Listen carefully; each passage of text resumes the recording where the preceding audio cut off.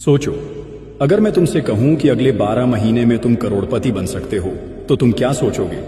पागलपन, नामुमकिन। लेकिन याद रखना, यही पागलपन एक दिन तुम्हें आम इंसान से अलग बनाता है। आज मैं तुम्हें बताने वाला हूं वॉरेन बफेट के 7 ऐसे रूल्स जिनसे तुम अगले 1 साल में करोड़पति बनने की जर्नी शुरू कर सकते हो। इसीलिए इस वीडियो को ध्यान से देखना।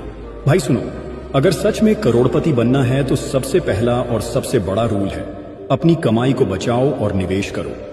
ये मत सोचो कि अभी कमाई थोड़ी है तो बचत कैसे होगी। असलियत यह है कि कोई भी अमीर अपनी कमाई से अमीर नहीं बना, बल्कि उसने अपनी बचत और निवेश से अमीरी बनाई है। वॉरेन बफेट साफ कहते हैं, अगर तुम बचत नहीं कर सकते तो तुम अमीर बनने का सपना छोड़ दो।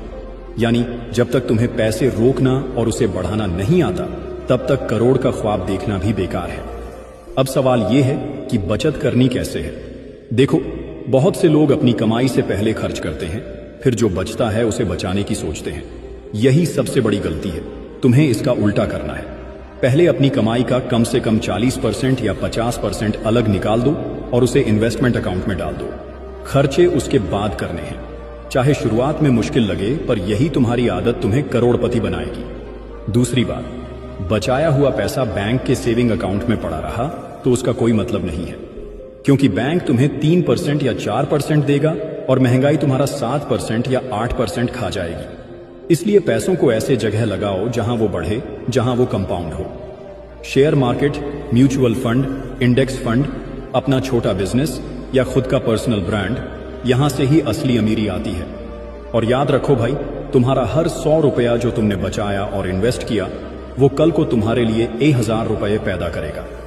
लेकिन हर 100 रुपया जो तुमने आज फिजूल खर्ची में उड़ा दिया, वो कल तुम्हें और गरीब बनाएगा। तो अगर सच में अगले 12 महीने में करोड़पति बनने का इरादा है, तो सबसे पहले इस रूल को अपनाओ, कमाओ, बचाओ और निवेश करो। यही असली शुरुआत है। भाई सुनो, अगर अमीरी का असली राज समझना है तो ये एक शब्द हमेशा याद रखना, कंपाउंडिंग। वॉरेन बफेट कहते हैं, कंपाउंडिंग दुनिया की 8वीं अजूबा है। जो इसे समझता है वो अमीर बनता है और जो इसे नहीं समझता वो गरीब रह जाता है। अब ये कंपाउंडिंग है क्या? मान लो तुम्हारे पास 1 लाख रुपए है। अगर तुमने इसे कहीं ऐसा लगाया जहां हर साल 20% का रिटर्न मिलता है, तो पहले साल के बाद तुम्हारे पास 1,20,000 होंगे। अब दूसरे साल सिर्फ तुम्हारे 1 लाख पर ही नहीं, बल्कि पूरे 1,20,000 पर ब्याज लगेगा। यानी दूसरा साल खत्म होते होते तुम्हारे पास 1,44,000 होंगे।